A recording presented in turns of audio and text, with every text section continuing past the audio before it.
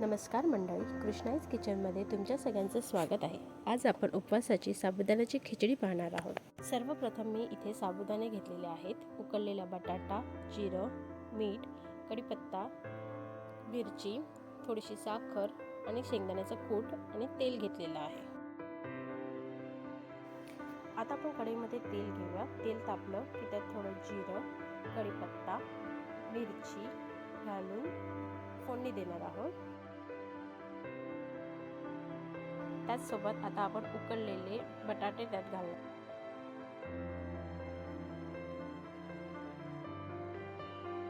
बटाटे चांगले फ्राय झाले की त्यात आपण शेंगदाण्याचं कूट घालणार आहोत।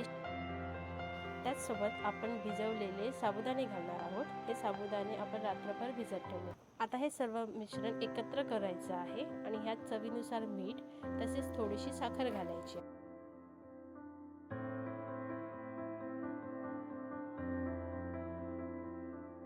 आता आपण ह्याला एक वाफ देणार आहोत। 5 ते 7 मिनिटं झाकून ठेवायचं आहे।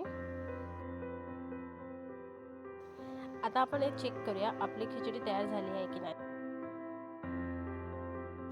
आता आपली खिचडी सर्व करायला तयार आहे। तुम्ही सुद्धा नक्की ट्राय करून बघा। आवडल्यास लाईक, शेअर आणि सबस्क्राइब करायला विसरू नका। Thank you so much.